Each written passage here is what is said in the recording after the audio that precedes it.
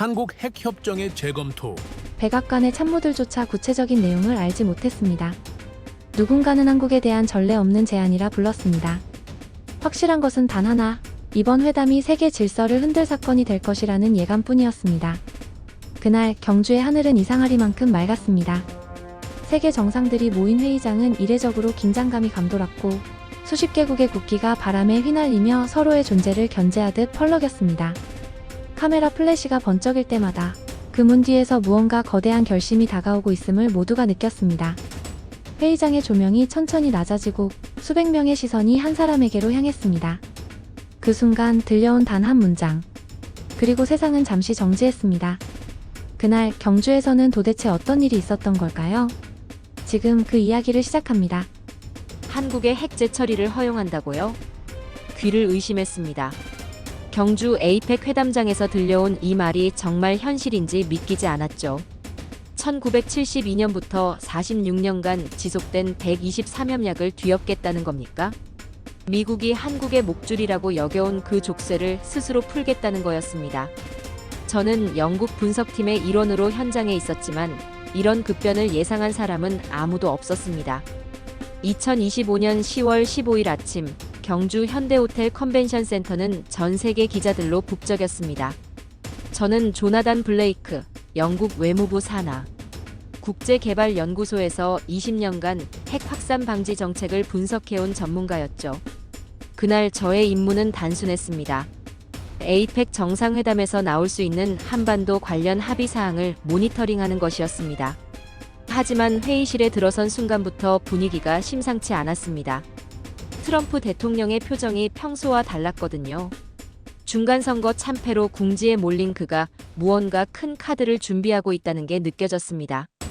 문제는 그 카드가 무엇인지 아무도 몰랐다는 거였죠. 한국 대표단의 모습도 이상했습니다. 문재인 대통령을 비롯해 수행원들 모두가 긴장하면서도 어딘가 확신에 찬 표정이었습니다. 마치 이미 결과를 알고 있는 사람들 같았죠. 저는 그때까지만 해도 이번 회담이 그저 무역 갈등 완화나 북핵 문제 정도를 다룰 거라고 생각했습니다. 그런데 트럼프가 입을 열었습니다. 핵 재처리 허용이라는 단어가 나오는 순간 회의실 전체가 얼어붙었습니다. 일본 아베 총리의 얼굴이 새하얗게 변했고 중국 시진핑 주석은 급히 측근과 귓속말을 나누기 시작했습니다. 저 역시 마찬가지였죠. 이게 정말 가능한 일입니까? 하지만 가장 놀라운 건 한국 측 반응이었습니다. 전혀 놀라지 않았거든요. 문재인 대통령은 차분하게 고개를 끄덕였고 수행원들도 마치 예상했던 일이라는 듯 침착했습니다. 그 순간 저는 깨달았습니다. 이건 즉흥적인 발언이 아니라 이미 준비된 시나리오였다는 것을 말입니다. 저는 급히 동료들과 눈빛을 교환했습니다. 모두 같은 생각이었죠. 이건 단순한 정치적 쇼가 아니다. 123협약은 미국이 한국을 통제하는 가장 강력한 수단이었습니다. 핵연료 재처리 금지를 통해 한국이 독자적인 핵 능력을 갖지 못하도록 막는 장치였거든요. 그런데 그 족쇄를 풀겠다는 겁니까? 회의가 진행될수록 상황은 더욱 심각해졌습니다. 트럼프는 한국을 더 이상 피보호국이 아닌 동등한 파트너로 대우하겠다고 말했습니다. 그리고 그 첫 번째 조치가 바로 핵 재처리 허용이라고 했죠. 저는 손이 떨렸습니다. 이건 전 세계 핵 질서를 뒤바꾸는 발언이었거든요. 더욱 충격적인 건 한국의 준비성이었습니다. 한국 측은 즉석에서 기술적 세부 사항들을 제시했습니다. 재처리 시설 안전성, 국제 감시 체계, 평화적 이용 보장 방안까지 모든 걸 준비해온 것 같았죠. 저는 그때 느꼈습니다. 이 사람들은 이미 오래전부터 이 순간을 기다려왔구나. 회의가 끝나고 복도에서 만난 미국 측 관계자가 말했습니다. 한국이 더 이상 예전의 한국이 아니라고 말이죠. 기술력으로는 이미 일본을 추월했고 경제 규모로는 세계 10위권에 진입했다는 겁니다. 그런 나라를 계속 123협약으로 묶어두는 게 과연 현실적이냐는 거였죠. 저는 그날 밤 호텔방에서 혼자 생각에 잠겼습니다. 정말로 한국이 핵 재처리 능력을 갖게 된다면 동북아시아 질서는 완전히 바뀔 겁니다. 북한은 더 이상 핵으로 한국을 위협할 수 없게 되겠죠. 중국도 한국을 함부로 대할 수 없을 것이고 일본 역시 우려할 수밖에 없을 겁니다. 그런데 한국 측이 보여준 태도가 인상적이었습니다. 환호하거나 과시하지 않았거든요. 오히려 더욱 신중해졌습니다. 마치 큰 책임을 짊어진 것처럼 말이죠. 저는 그 모습에서 뭔가 다른 것을 느꼈습니다. 이들은 힘을 과시하려는 게 아니라 인정받으려는 거구나. 저는 그날 밤 잠을 이룰 수 없었습니다. 123협약이라는 게 정확히 무엇인지 다시 한번 파헤쳐 봐야겠다고 생각했거든요. 호텔방에서 노트북을 켜고 관련 자료들을 뒤지기 시작했습니다. 그리고 알게 된 진실이 저를 경악시켰죠. 이게 정말 공정한 협약이었습니까? 1972년 한국과 미국이 체결한 원자력 협력 협정, 일명 123협약의 실체는 생각보다 가혹했습니다. 한국은 미국의 동의 없이는 핵연료를 재처리할 수 없었고 농축도 20% 이상으로 높일 수 없었습니다. 더 놀라운 건 이 협약이 30년 동안 자동 연장된다는 조항이었죠. 사실상 영구적인 족쇄였던 겁니다. 저는 자료를 보면서 분노가 치밀었습니다. 같은 시기 일본은 어떻게 되었을까요? 일본은 1988년부터 미국과 포괄적 사전 동의를 체결해서 자유롭게 재처리를 할 수 있었습니다. 독일, 프랑스는 말할 것도 없고요. 그런데 한국만은 46년간 이런 제약을 받아왔다는 겁니까? 더 충격적인 사실도 있었습니다. 한국의 원자력 기술은 이미 세계 최고 수준에 달해 있었거든요. 원전 수출에서 프랑스와 러시아를 제치고 UAE 수주에 성공한 게 2009년이었습니다. 그런데도 여전히 재처리는 금지였죠. 기술은 있지만 사용할 수 없는 상황이었던 겁니다. 저는 한국 원자력 기술의 발전 과정을 조사하면서 더욱 놀랐습니다. 1978년 고리 1호기를 시작으로 현재까지 25기의 원전을 운영하고 있었고 세계에서 네 번째로 많은 원전 보유국이었습니다. 그런데 정작 자국에서 나오는 사용 후행 연료는 재처리하지 못하고 임시 저장만 하고 있다는 거였죠. 자료를 더 파다 보니 한국의 좌절감이 이해됐습니다. 2010년부터 시작된 123협약 개정 협상이 8년째 지지부진했거든요. 한국은 계속해서 재처리 권한을 요구했지만 미국은 번번이 거부했습니다. 북한의 핵 위협을 핑계로 말이죠. 하지만 정작 북한은 이미 핵무기를 보유하고 있었습니다. 저는 그때 깨달았습니다. 이건 안보의 문제가 아니라 신뢰의 문제였다는 것을 말이죠. 미국은 한국을 진정한 동맹국으로 신뢰하지 않았던 겁니다. 70년간 피를 흘리며 함께 싸운 동맹국을 여전히 관리와 통제의 대상으로만 보고 있었던 거죠. 다음 날 아침, 저는 한국 대표단의 김현수 박사를 만날 기회가 있었습니다. 그는 한국원자력연구원의 수석연구원으로 40년간 원자력 기술 개발에 매진해온 분이었죠. 그가 말했습니다. 한국의 목표는 핵무기가 아니라 에너지 자립이라고 말이죠. 김 박사의 설명을 들으니 상황이 더욱 명확해졌습니다. 한국은 매년 2만 톤의 사용 후행 연료가 발생하는데 이를 재처리하면 95% 이상을 재활용할 수 있다는 겁니다. 하지만 123협약 때문에 그저 쌓아두기만 하고 있다는 거였죠. 2024년이면 임시저장 시설이 포화 상태가 된다고 했습니다. 더 놀라운 건 한국의 기술 수준이었습니다. 파이로 프로세싱이라는 차세대 재처리 기술을 독자 개발했는데 이는 기존 방식보다 훨씬 안전하고 효율적이라는 겁니다. 플루토늄 순수 분리가 불가능해서 핵무기 제조에 사용될 수 없다고 했죠. 그런데도 미국은 이 기술 사용조차 허용하지 않고 있었습니다. 김 박사가 조용히 말했습니다. 한국은 이미 모든 준비를 마쳤다고 말이죠. 기술도 시설도 안전 시스템도 모든 게 갖춰져 있다는 겁니다. 단지 미국의 허락만 기다리고 있을 뿐이라고 했습니다. 그 말에서 저는 46년간 억눌린 한민족의 한을 느꼈습니다. 그날 오후 회담에서 한국 측이 제시한 자료들을 보니 더욱 충격적이었습니다. 한국의 원자력 기술이 이미 미국을 추월한 분야가 여러 곳 있었거든요. 원전 건설 기간, 안전성, 경제성 모든 면에서 말이죠. 그런데도 여전히 제약을 받고 있다니 이게 과연 공정한 동맹 관계인지 의문이 들었습니다. 저는 그때 비로소 이해했습니다. 트럼프의 결정이 왜 나올 수밖에 없었는지를 말이죠. 한국은 더 이상 예전의 한국이 아니었습니다. 기술적으로도 경제적으로도 이미 선진국 반열에 올라 있었거든요.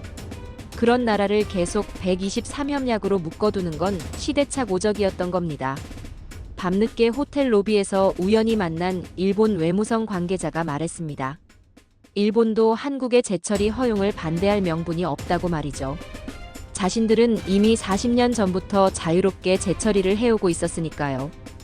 다만 걱정되는 건 한국이 너무 빨리 성장하고 있다는 점이라고 했습니다. 저는 그날 밤 일기에 이렇게 썼습니다. 123협약은 족쇄였다. 그리고 그 족쇄가 풀리는 순간을 목격하고 있다. 46년간 억눌려온 한국의 에너지가 마침내 분출되는 역사적 순간이었던 겁니다. 회담 사흘째, 저는 더욱 놀라운 사실을 발견했습니다. 이번 한국 핵 재처리 허용이 단순한 즉흥적 결정이 아니라는 걸 알게 된 거죠. 트럼프 행정부는 이미 몇 달 전부터 이를 준비해왔다는 겁니다. 더 정확히 말하면 이건 거대한 전략적 거래의 일부였습니다. 저는 우연히 미국 측 내부 문서 일부를 볼 기회가 있었습니다. 거기에는 충격적인 내용이 적혀 있었거든요. 한국의 대중국 견제 역할 강화를 위한 핵 파트너십 확대라는 제목이었습니다. 미국이 중국을 견제하기 위해 한국을 전략적 파트너로 격상시키겠다는 거였죠. 문서를 자세히 보니 배경이 명확했습니다. 중국의 급부상으로 동아시아 세력 균형이 흔들리고 있었고 미국 혼자서는 중국을 견제하기 어려운 상황이었거든요. 그래서 한국, 일본, 호주를 핵심 파트너로 삼아 대중국 포위망을 구축하겠다는 전략이었습니다. 그 첫 번째 조치가 바로 한국의 핵 재처리 허용이었던 거죠. 하지만 이 전략에는 위험이 따랐습니다. 한국의 핵 재처리를 허용하면 북한이 반발할 것이고 중국도 강하게 항의할 것이 뻔했거든요. 더 나아가 핵 확산 방지 체제 자체가 흔들릴 수도 있었습니다. 그럼에도 트럼프가 이런 결정을 내린 이유가 있었죠. 그날 오후 저는 한국 측 고위 관계자와 비공식 대화를 나눌 기회가 있었습니다. 그는 놀라운 이야기를 들려줬거든요. 한국이 이미 2016년부터 미국과 비밀리에 이 문제를 논의해왔다는 겁니다. 박근혜 정부 때부터 시작된 협상이 문재인 정부에서 본격화됐다고 했죠. 더 흥미로운 건 한국의 전략이었습니다. 한국은 단순히 재처리 권한만 요구한 게 아니었거든요. 대신 포괄적인 핵 파트너십을 제안했다는 겁니다. 한국의 차세대 원자력 기술을 미국과 공유하고 공동으로 해외 원전 시장에 진출하겠다는 거였죠. 그 대가로 재처리 권한을 달라는 것이었습니다. 이 제안이 미국에게는 매력적이었습니다. 한국의 원자력 기술은 이미 세계 최고 수준이었고 건설 비용과 기간 면에서도 경쟁력이 뛰어났거든요. 특히 사우디아라비아와 폴란드 등 신규 원전 시장에서 러시아, 중국과 경쟁하려면 한국과의 협력이 필수적이었습니다. 저는 그때 깨달았습니다. 이건 단순한 핵 문제가 아니라 경제적, 지정학적 이해관계가 복잡하게 얽힌 거대한 퍼즐이었다는 것을 말이죠. 한국은 핵 재처리를 통해 에너지 자립을 이루고 미국은 한국과의 협력을 통해 원전 시장에서 경쟁력을 확보하겠다는 거였습니다. 하지만 가장 중요한 건 안보적 측면이었습니다. 북한이 이미 핵무기를 보유한 상황에서 한국의 핵 재처리는 오히려 한반도 균형을 맞춰주는 역할을 할 수 있었거든요. 물론 한국이 핵무기를 만들겠다는 건 아니었습니다. 하지만 그 잠재 능력만으로도 북한에 대한 억제 효과는 충분했죠. 회담장에서 만난 독일 대표가 흥미로운 말을 했습니다. 독일도 한국의 재처리 허용을 지지한다는 거였죠. 한국이 유럽연합의 원자력 안전 기준을 모두 충족하고 있고 국제원자력기구의 감시 체제도 완벽하게 받아들이고 있다는 이유에서였습니다.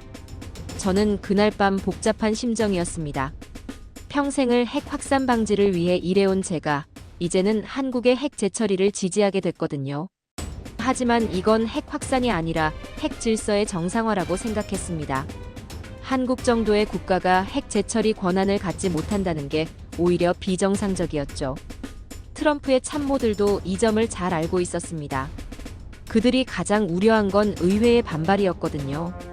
민주당은 물론이고 공화당 내에서도 반대 목소리가 나올 것이 분명했습니다. 하지만 트럼프는 확신에 차 있었죠. 이게 미국의 국익에 부합한다고 믿고 있었습니다. 마지막 날 저녁 한미 양국 대표단이 비공식 만찬을 가졌습니다. 거기서 미국 측 수석 대표가 말했습니다. 이번 결정이 향후 50년 동안 한미동맹의 새로운 틀을 만들 것이라고 말이죠. 더 이상 보호자와 피보호자의 관계가 아니라 진정한 파트너십을 구축하겠다는 거였습니다. 한국 측도 마찬가지였습니다. 그들은 이번 기회를 통해 한국이 진정한 선진국 반열에 올라섰음을 세계에 알리겠다고 했죠. 동시에 핵 재처리 기술을 평화적 목적으로만 사용하겠다는 약속도 거듭 강조했습니다. 저는 그 순간 느꼈습니다. 역사가 바뀌고 있다는 것을 말이죠. 70년간 지속된 한미 관계의 패러다임이 완전히 전환되는 순간이었습니다. 그리고 그 중심에는 46년간 억눌려온 한국의 의지가 있었죠. 하지만 반대 세력의 저항은 예상보다 훨씬 거셌습니다. 회담 마지막 날 밤, 저는 미국 내부의 격렬한 논쟁을 목격했거든요. CIA 출신 안보 전문가들이 트럼프에게 강력히 반대 의견을 제시하고 있었습니다. 한국은 통제 불가능하다는 게 그들의 주장이었죠. 가장 강력하게 반대한 사람은 존 볼턴 국가안보보좌관이었습니다. 그는 한국의 핵 재처리 허용이 전 세계 핵 확산의 도미노를 일으킬 것이라고 경고했거든요. 터키, 사우디아라비아, 대만 등도 같은 요구를 할 것이고 결국 핵 확산 금지 조약 체제가 무너질 것이라는 거였습니다. 저는 그들의 우려를 이해할 수 있었습니다. 실제로 한국이 재처리 권한을 얻게 되면 다른 나라들도 같은 요구를 할 가능성이 높았거든요. 특히 중동 국가들의 경우 이미 원전 건설을 추진하고 있었고 언젠가는 재처리 문제를 제기할 것이 분명했습니다. 하지만 트럼프는 흔들리지 않았습니다. 그는 한국과 다른 나라들을 같은 선상에서 볼 수 없다고 말했거든요. 한국은 70년간 미국과 피를 나눈 동맹국이고 민주주의 국가이며 이미 충분한 기술적 역량을 갖췄다는 게 그의 논리였습니다. 더 결정적인 건 중국 요인이었습니다. 중국이 이미 파키스탄의 원전 기술을 지원하고 있었고 이란과도 핵 협력을 논의하고 있었거든요. 이런 상황에서 미국이 한국마저 제약한다면 오히려 중국에게 유리한 상황을 만들어줄 뿐이라는 거였죠. 저는 그날 밤 한국 대표단과 마지막 대화를 나눴습니다.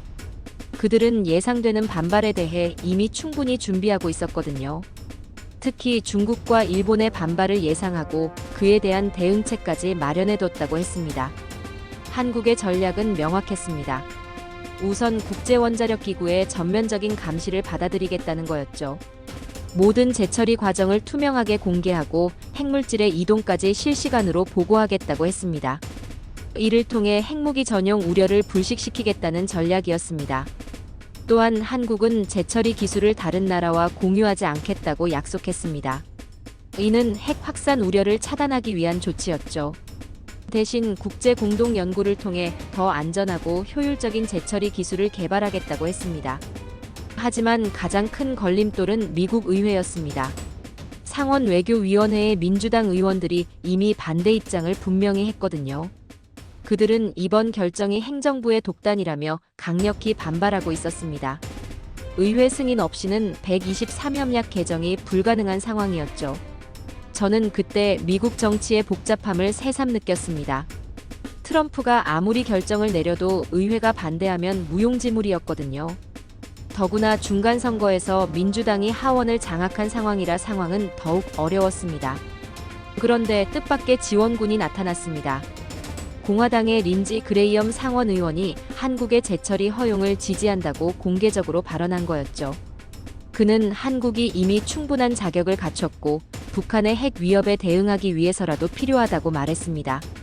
또한 미국의 원자력 업계도 지지 입장을 표명했습니다. 한국과의 협력을 통해 해외 원전 시장에서 경쟁력을 확보할 수 있다는 판단에서였죠. 특히 웨스팅하우스와 GE 같은 대형 원자력 기업들이 적극적으로 로비에 나섰습니다.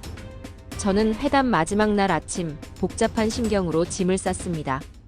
이번 경주 회담이 성공할지 실패할지는 아직 알 수 없었거든요. 하지만 한 가지 분명한 건 변화의 바람이 불기 시작했다는 것이었습니다. 한국 대표단을 배웅하면서 김현수 박사가 마지막으로 한 말이 기억에 남습니다. 결과가 어떻든 한국은 포기하지 않을 것이라고 했거든요.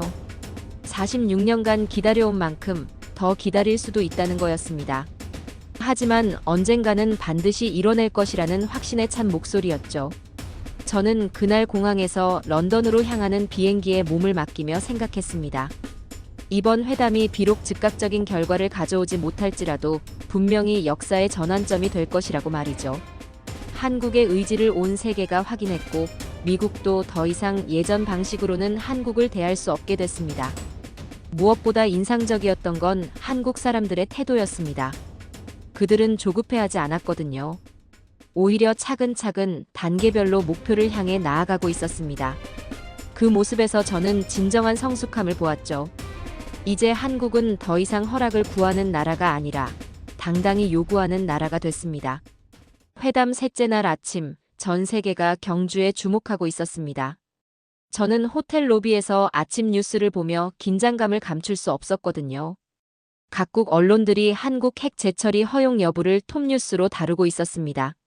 하지만 그 누구도 트럼프가 그날 아침에 터뜨릴 폭탄을 예상하지 못했죠. 오전 10시 트럼프가 기자회견장의 모습을 드러냈습니다. 평소보다 더욱 당당한 걸음걸이였죠. 저는 프레스센터에서 그 순간을 지켜보고 있었는데 가슴이 두근거렸습니다.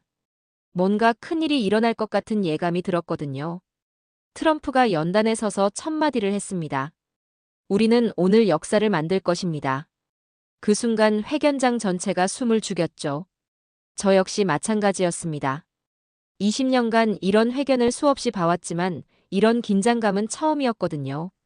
미국과 대한민국은 새로운 차원의 전략적 파트너십을 구축하기로 합의했습니다.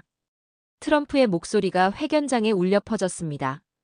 그 첫 번째 조치로 우리는 한국의 평화적 핵 재처리를 허용하기로 결정했습니다. 순간 회견장이 폭발했습니다.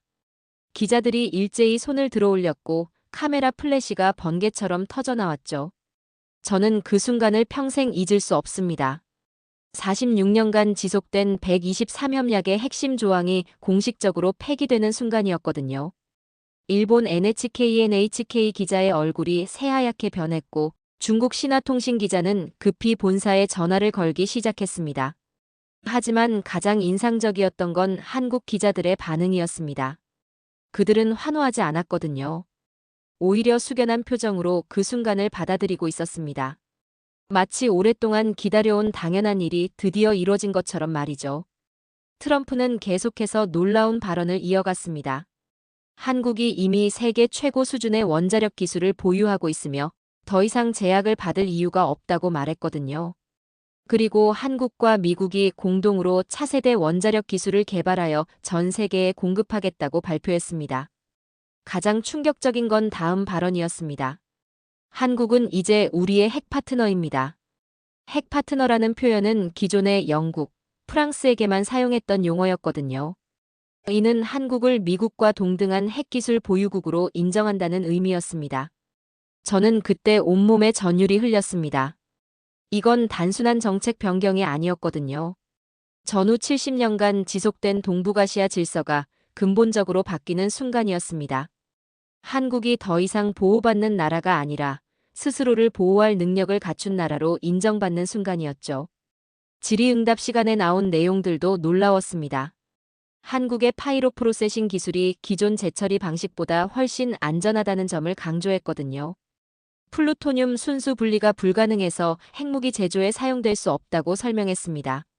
이는 핵 확산 우려를 불식시키려는 의도였죠. 더욱 놀라운 건 한국 측의 대응이었습니다. 문재인 대통령이 즉석에서 성명을 발표했는데 그 내용이 인상적이었거든요. 한국은 이 기회를 핵무기 개발이 아닌 평화적 에너지 자립을 위해 사용하겠다고 분명히 밝혔습니다. 그리고 더욱 중요한 약속을 했습니다. 한국의 재처리 기술을 다른 나라와 공유하지 않겠다는 거였죠. 대신 국제원자력기구와 협력하여 전 세계 핵 안전 기준을 높이는 데 기여하겠다고 했습니다. 이는 핵 확산 우려를 차단하면서도 책임감 있는 핵 보유국임을 보여주려는 전략이었습니다. 회견이 끝나고 저는 급히 영국 본부에 상황을 보고했습니다. 이건 예상을 뛰어넘는 급진적 변화였거든요. 영국 정부도 당황스러워했지만 결국 미국의 결정을 지지한다는 입장을 밝혔습니다. 한국이 나토의 네이티오 회원국은 아니지만 그에 준하는 신뢰할 만한 동맹국이라는 이유에서였죠. 저는 그날 오후 한국 대표단과 마지막 면담을 가졌습니다. 그들의 표정에서 안도감과 함께 무거운 책임감을 느낄 수 있었거든요. 김현수 박사가 조용히 말했습니다. 이제 시작이라고, 한국은 이 신뢰를 배신하지 않을 것이라고 말이죠. 그날 저녁 저는 경주 첨성대를 바라보며 혼자 생각에 잠겼습니다. 1400년 전에 세워진 이 천문대가 오늘 한국의 새로운 출발을 지켜보고 있다는 생각이 들었거든요. 과거와 현재, 미래가 이어지는 순간이었습니다. 밤늦게 호텔방에서 저는 일기를 썼습니다.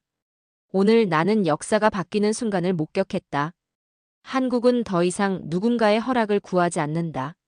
그들은 당당히 요구하고 당당히 책임진다. 이것이 진정한 선진국의 모습이다.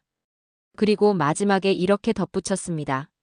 46년간의 기다림이 끝났다. 하지만 축제는 오래가지 않았습니다. 트럼프의 발표가 있은 지 불과 몇 시간 만에 전 세계에서 거센 반발이 터져나왔거든요. 저는 그날 밤 호텔에서 각국의 반응을 지켜보며 전율을 느꼈습니다. 이건 단순한 항의가 아니라 외교 전쟁의 시작이었거든요. 가장 격렬하게 반발한 건 중국이었습니다. 시진핑 주석이 긴급 기자회견을 열어 한국의 핵 재처리 허용을 강력히 규탄했거든요. 동북아시아 안정을 해치는 위험한 결정이라고 비난했습니다. 더 나아가 중국은 유엔 안전보장이사회 긴급회의 소집을 요구했죠. 일본의 반응도 예상을 뛰어넘었습니다. 아베 총리가 즉석에서 성명을 발표했는데 그 내용이 충격적이었거든요. 한국의 핵 재처리가 일본의 안보에 직접적 위협이 될 수 있다고 주장한 겁니다. 더 나아가 일본도 재처리 능력을 확대하겠다고 맞불을 놓았죠. 하지만 가장 놀라운 반발은 프랑스에서 나왔습니다. 마크롱 대통령이 직접 트럼프에게 전화를 걸어 항의했다는 소식이 전해졌거든요.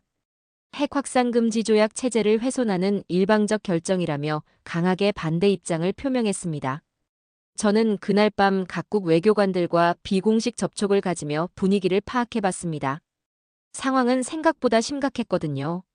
유럽연합 전체가 이번 결정에 대해 우려를 표명하고 있었고 러시아도 강하게 반발하고 있었습니다.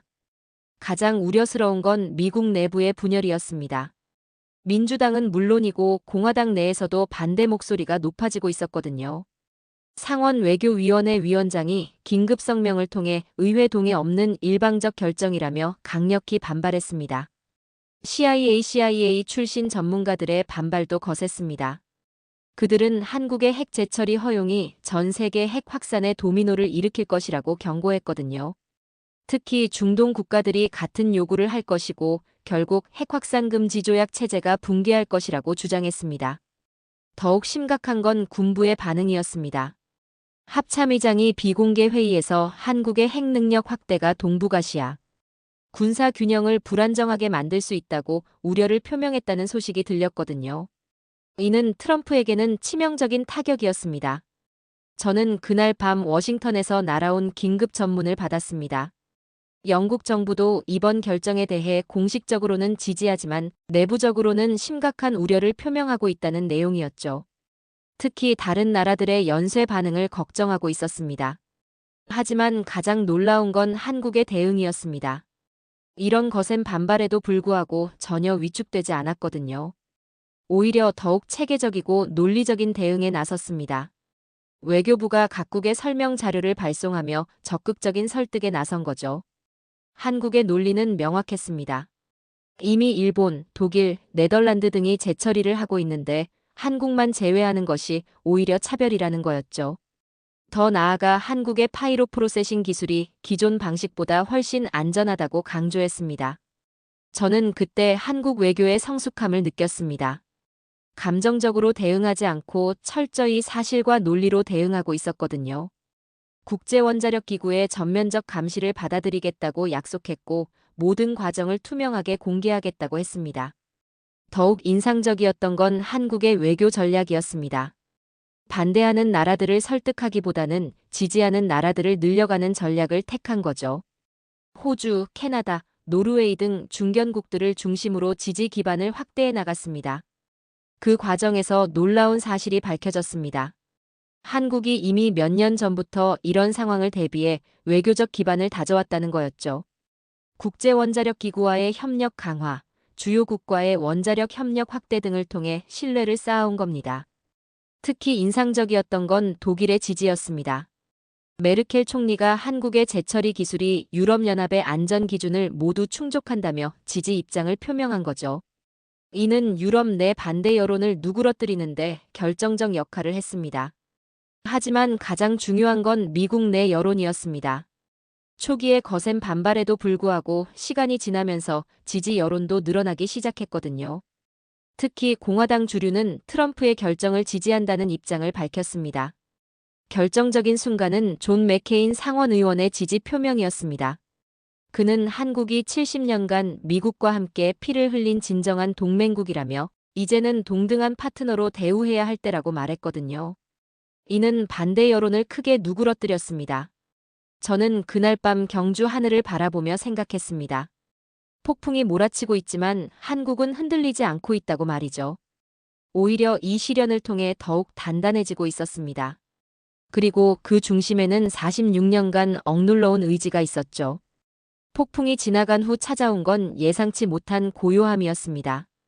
에이펙 폐막 일주일 후 저는 서울에서 놀라운 변화를 목격했거든요.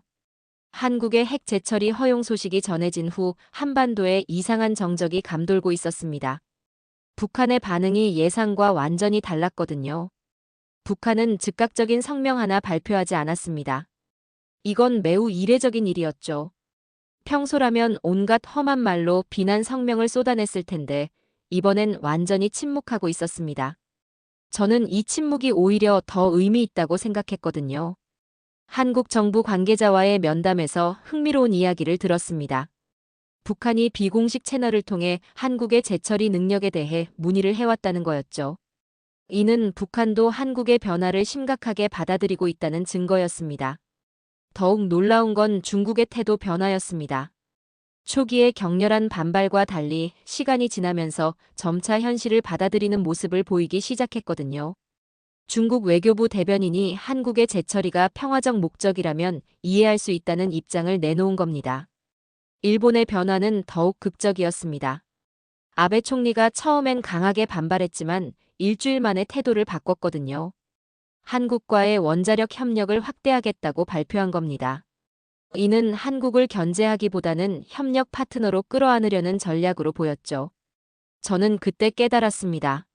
한국의 핵 재처리 능력이 역설적으로 동북아시아에 새로운 균형을 가져다주고 있다는 것을 말이죠. 기존의 일방적인 위협 구조가 상호 견제와 협력의 구조로 바뀌고 있었습니다. 가장 극적인 변화는 한미 관계에서 나타났습니다. 미국 의회의 초기 반발에도 불구하고 점차 지지 여론이 늘어나고 있었거든요. 특히 공화당 주류가 트럼프의 결정을 전폭 지지한다는 입장을 밝혔습니다. 결정적인 순간은 상원 외교위원회 청문회였습니다. 국무부 동아시아 담당 차관보가 출석해서 한국의 재처리 허용이 미국 국익에 부합한다고 증언한 거죠. 한국과의 협력을 통해 중국과 러시아의 원전 시장 독점을 견제할 수 있다는 논리였습니다. 더욱 놀라운 건 군부의 입장 변화였습니다. 합참의장이 비공개 브리핑에서 한국의 핵 능력 강화가 오히려 한반도 안정에 도움이 될 것이라고 평가했다는 소식이 들렸거든요. 북한의 일방적 핵 위협을 상쇄하는 효과가 있다는 분석이었습니다. 한국 내부의 변화도 인상적이었습니다. 정부는 재처리 시설 건설에 즉시 착수한다고 발표했거든요. 경주에 있는 방사성 폐기물 관리공단 부지를 활용해서 2025년까지 완공하겠다는 계획이었습니다. 불과 7년 만에 46년간의 수건을 이루겠다는 거였죠. 더욱 놀라운 건 기술적 준비 상황이었습니다. 한국원자력연구원이 이미 10년 전부터 파이로 프로세싱 기술을 완성해뒀다는 사실이 밝혀진 거죠. 단지 미국의 허락만 기다리고 있었다는 겁니다. 이는 한국의 치밀한 준비성을 보여주는 대목이었습니다. 국제원자력기구의 반응도 긍정적이었습니다. 사무총장이 한국의 재처리 계획을 전면 지지한다고 발표했거든요. 한국이 제시한 안전 기준과 투명성 보장 방안이 기존 어떤 나라보다 우수하다고 평가했습니다. 특히 주목받은 건 한국의 국제 협력 방안이었습니다. 재처리 기술을 독점하지 않고 국제 공동 연구를 통해 더 안전한 기술을 개발하겠다고 약속한 거죠. 이는 핵 확산 우려를 불식시키면서도 기술 선진국으로서의 책임을 다하겠다는 의지의 표현이었습니다. 저는 그때 한국이 진정한 성숙함을 보여주고 있다고 느꼈습니다. 힘을 얻었다고 해서 다른 나라를 위협하거나 과시하지 않았거든요. 오히려 더 큰 책임감을 갖고 국제사회와 협력하려는 모습을 보였습니다. 가장 인상적이었던 건 한국 국민들의 반응이었습니다. 거리에서 만난 시민들은 환호하기보다는 무거운 책임감을 표현했거든요. 한 시민이 말했습니다. 이제 한국도 핵을 다루는 나라가 됐으니 더욱 신중해야 한다고 말이죠. 저는 그날 밤 서울 남산에서 야경을 바라보며 생각했습니다. 이 도시의 불빛들이 이제는 다른 의미로 보였거든요. 더 이상 누군가의 보호를 받는 도시가 아니라 스스로를 보호할 능력을 갖춘 도시로 말이죠. 무엇보다 인상적이었던 건 한반도의 새로운 균형이었습니다. 북한의 핵과 한국의 재처리 능력이 서로를 견제하면서 오히려 안정을 가져다주고 있었거든요. 역설적이게도 힘의 균형이 평화를 만들어내고 있었습니다. 그날 저는 영국 본부에 특별 보고서를 보냈습니다. 제목은 간단했습니다. 한국, 새로운 핵 질서의 시작. 46년간 억눌려온 의지가 마침내 현실이 되는 순간을 목격했다는 내용이었죠. 2019년 1월, 저는 다시 한번 한국을 찾았습니다. 경주 회담으로부터 2달이 지난 시점이었죠. 그동안 한국에서 일어난 변화는 그야말로 혁명적이었습니다. 123협약 개정이 미국 의회를 통과했고 한국의 핵 재처리가 공식적으로 승인된 겁니다. 인천공항에 내리는 순간부터 느낄 수 있었습니다. 뭔가 달라졌다는 것을 말이죠. 공항 직원들의 표정에서, 택시기사의 말투에서, 심지어 거리의 분위기에서도 새로운 자신감이 느껴졌습니다. 한국이 진정한 선진국으로 거듭나고 있다는 확신이 곳곳에서 묻어났거든요. 가장 먼저 찾아간 곳은 한국원자력연구원이었습니다. 김현수 박사와의 재회는 감동적이었죠. 그는 웃으며 말했습니다. 46년간 기다려온 꿈이 드디어 현실이 됐다고 말이죠. 그의 눈에서 뜨거운 감정을 읽을 수 있었습니다. 연구원에서 본 파이로 프로세싱 시설은 상상을 뛰어넘었습니다. 이미 시험 운전을 시작했다고 했거든요. 기존 재처리 방식보다 100배 이상 안전하다는 설명을 들으니 감탄이 절로 나왔습니다. 한국이 정말로 세계 최고 수준의 기술을 보유하고 있다는 걸 확인할 수 있었죠. 더욱 놀라운 건 국제 협력 현황이었습니다. 프랑스, 영국, 일본 등 주요국들이 한국의 기술에 관심을 보이며 공동 연구를 제안해왔다는 겁니다. 심지어 중국도 비공식적으로 협력 의사를 타진해왔다고 했죠. 서울에서 만난 정부 관계자들의 이야기는 더욱 흥미로웠습니다. 한국의 국제적 위상이 완전히 달라졌다는 거였거든요. 각종 국제회의에서 한국에 대한 대우가 확연히 달라졌다고 했습니다. 더 이상 중견국이 아니라 주요국으로 인정받고 있다는 거였죠. 특히 인상적이었던 건 북한의 변화였습니다.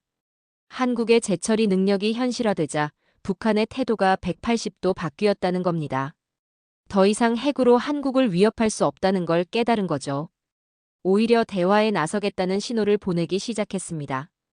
가장 극적인 변화는 한미 관계에서 나타났습니다. 이제 한국은 미국의 보호를 받는 나라가 아니라 함께 세계를 이끌어가는 파트너가 됐다는 겁니다. 국방비 분담금 문제도 완전히 다른 차원에서 논의되기 시작했죠. 저는 그때 깨달았습니다. 이건 단순한 기술적 변화가 아니라 한국 정체성의 근본적 전환이었다는 것을 말이죠. 70년간 지속된 분단 트라우마와 속국 콤플렉스에서 벗어나 진정한 자주국가로 거듭나는 순간이었습니다. 경주를 다시 찾았을 때의 감회는 각별했습니다. 2달 전 그 역사적 회담이 열렸던 장소에서 저는 새삼 그 의미를 되새겼거든요. 단순한 외교적 합의가 아니라 한민족의 자존심이 회복되는 순간이었다는 것을 말이죠. 첨성대 앞에서 만난 한 노인의 말이 기억에 남습니다. 그는 일제강점기를 겪었고 한국 전쟁을 겪었으며 군사독재를 겪었다고 했거든요. 그런 그가 이제야 진정한 광복을 맞은 것 같다고 말했습니다. 더 이상 누구에게 구걸하지 않아도 되는 나라가 됐다는 거였죠. 제가 가장 감동받은 건 한국 젊은이들의 반응이었습니다. 대학가에서 만난 학생들은 이제 한국을 부끄러워하지 않는다고 했거든요. 오히려 자랑스러워하고 있었습니다. 세계 어디에 나가도 당당할 수 있는 나라가 됐다는 거였죠. 한국의 경제계도 완전히 달라졌습니다. 원전 수주에서 연달아 성공을 거두고 있었고 원자력 관련 기술 수출도 급증하고 있었거든요. 핵 재처리 능력이 한국의 기술력에 대한 국제적 신뢰를 크게 높인 결과였습니다. 더욱 의미 있는 건 한국의 리더십이었습니다. 국제 핵 안전 기준을 높이는 데 앞장서고 있었고 핵 기술의 평화적 이용 확산에도 기여하고 있었거든요. 힘을 얻은 만큼 책임도 다하고 있었습니다. 저는 서울을 떠나는 마지막 날 밤 한강을 바라보며 생각했습니다. 이 강이 흘러온 수천 년의 역사 속에서 오늘만큼 희망찬 순간이 또 있었을까 하고 말이죠. 한민족이 진정한 자주 독립을 이룬 순간이었습니다. 공항으로 가는 길에서 저는 확신했습니다. 한국은 이제 더 이상 작은 나라가 아니라는 것을 말이죠. 크기로는 작을지 몰라도 의지로는 거대한 나라. 그것이 바로 대한민국이었습니다. 런던으로 돌아가는 비행기 안에서 저는 마지막 보고서를 썼습니다. 대한민국, 새로운 시대의 문을 열다. 46년간의 기다림이 끝나고 새로운 100년이 시작되는 순간을 목격했다는 내용이었죠. 그리고 마지막 문장은 이랬습니다. 나는 그들의 시대를 봤다. 그리고 그 시대는 지금 여기서 시작된다.